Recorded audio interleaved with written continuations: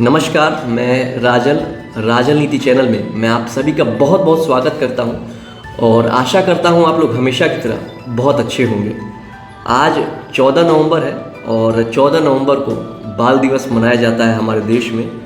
इसलिए सर्वप्रथम आप सभी को बाल दिवस की हार्दिक शुभकामनाएं। बचपन का दौर हमारे जीवन का एक तरह से कहा जाए तो सबसे अच्छा दौर होता है। इसमें हमें कोई तनाव नहीं होता, कोई चिंता नहीं होती और कहा जाए तो इस दौर में खुशियाँ ही खुशियाँ होती हैं। माता पिता, दादा दादी और भी हमारे बड़े भाई बहन सभी लोग हमारा बहुत ख्याल रखते हैं और उस दौर में हम लोग भी तनाव क्या होता है उसके बारे में कुछ नहीं जानते।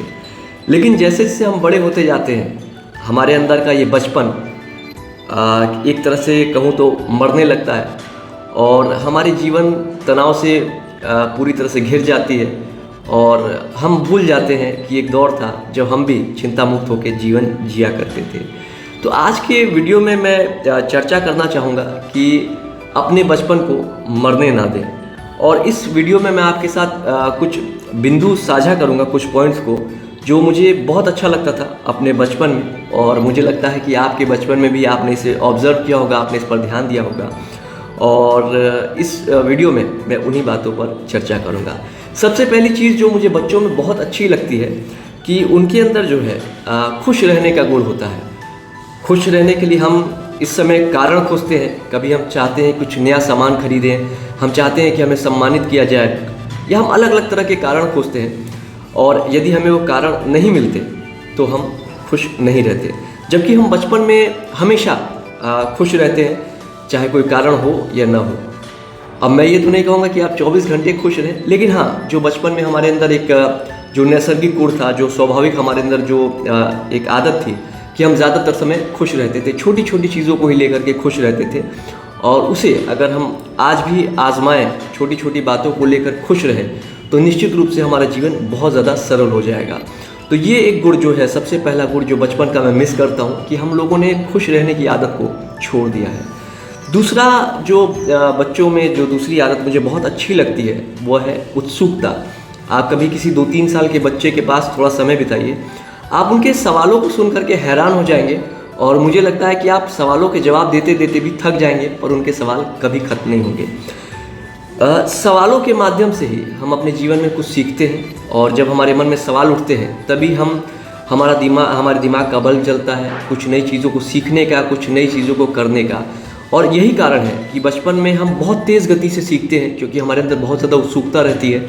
और रिसर्च बताते हैं कि 5 से 10 साल या 10 साल के अंदर हम जितना अपने जीवन काल में सीखते हैं उतना शायद और समय में हम नहीं सीख पाते। और इसके पीछे कारण यही है कि हमारे मन में असंख्य प्रश्न होते हैं, असंख्य जिज्ञासाएँ होती हैं और उत्सुकता होती है नई चीज़ों को सीखने का, जानने का और करने का। तो बचपन का ये गुण, बच्चों में जो ये गुण जो मुझे दूसरा गुण बहुत अच्छा लगता है वह है उत्सुकता का। और मैं चाहूँगा कि इस गुण को भी हम लोग बरकरार रखें, उत्सुक रहें चीज़ों को जानने के बारे में, सीखने के बारे में और करने के बारे में। तीसरी चीज़ जो मुझे बच्चों में बहुत अच्छी लगती है वह यह है कि वो बहुत लंबे समय तक चीज़ों को याद नहीं रखते। उदाहरण के तौर पर अगर आप सुबह सड़क पर गाड़ी चलाने निकल रहे हैं और तभी किसी ने बहुत तेज़ स्पीड से आपको ओवरटेक कर लिया, उस समय हो सकता है आपका मूड ख़राब हो। लेकिन बहुत से ऐसे लोग हैं जिनका मूड बहुत लंबे समय तक ख़राब रहता है और उसे वो पूरे दिन तक खींचते हैं और एक मुद्दा बना लेते हैं कि चीज़ें नहीं होनी चाहिए थी ऐसे, और वे लंबे समय तक चीज़ों को याद रखते हैं। ऐसे ही हो सकता है किसी ने उन्हें कुछ कहा हो, हल्के फुल्के तरीके से कहा हो, मजाक में कहा हो, लेकिन उन्होंने दिल पे लगा लिया और बहुत लंबे समय तक, यहाँ तक कि महीनों और सालों तक उन्होंने उस व्यक्ति से बात नहीं की। तो बच्चों में एक गुण होता है कि वे बहुत लंबे समय तक चीज़ों को याद नहीं रखते या दिल पे नहीं लगाते। हो सकता है सुबह आपसे उनकी नाराज़गी हुई हो, लेकिन 1-8 घंटे बाद वे उस बात को पूरी तरह से भूल जाएं। और बेहतर तरीके से, सरल तरीके से जीने का तरीका भी यही है कि चीज़ों को बहुत ज़्यादा दिल से ना लगाएं, पर्सनली ना लें और सिंपल सरल तरीके से जीवन जिए और खुशहाल जीवन का आनंद लें। चौथी चीज़ जो मुझे बच्चों में बहुत ज़्यादा अच्छी लगती है वह यह है कि उनके लिए ना का मतलब कुछ भी नहीं। अगर आप बच्चों के साथ समय बिताएं, 2-4 साल का बच्चा, 5 साल का बच्चा, और उसने किसी चीज़ की जिद कर ली और उसने ठान लिया कि उसे वो सामान चाहिए, तो मुझे लगता है कि ये बड़ा ही मुश्किल या कई बार तो असंभव हो जाता है उन्हें समझाना।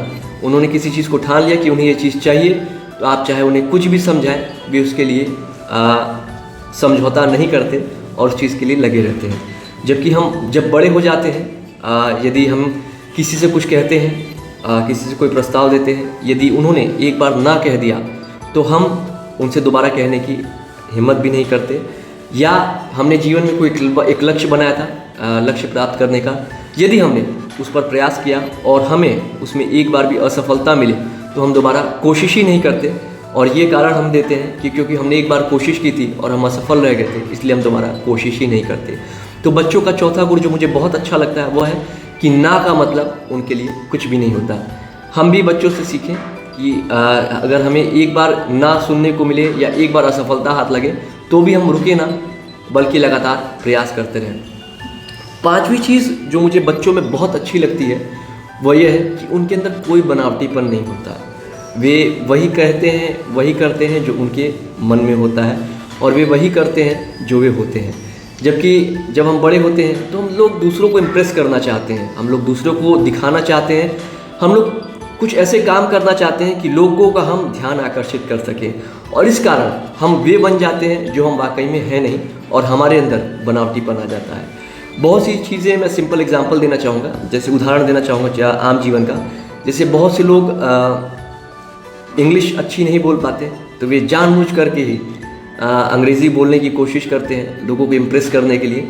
जबकि मेरा मानना है कि आप जिस भाषा में भी कंफर्टेबल हो, आरामदेह हो, उस भाषा का आप उपयोग करें, लोगों को दिखाने के लिए ना करें।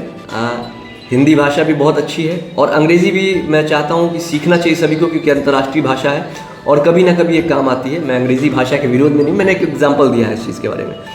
और भी बनावटीपन के लिए, लोगों को इम्प्रेस करने के लिए बहुत सारी चीज़ें लोग करते हैं। अलग अलग तरीके के कपड़े पहनते हैं, अलग अलग तरीके की बातें करते हैं, बढ़ा चढ़ा के बातें करते, बहुत सी चीज़ें करते हैं। मुद्दे की बात यह है कि हमारे अंदर समय के साथ बनावटीपन आ जाता है लोगों को इम्प्रेस करने के चक्कर में, जबकि बच्चों में ये गुण नहीं होता है। और इसी कारण हम लोग बच्चों से इतना प्यार करते हैं, क्योंकि वे जो हैं वही रहते हैं और उसके अलावा कुछ और बनने की कोशिश नहीं करते हैं।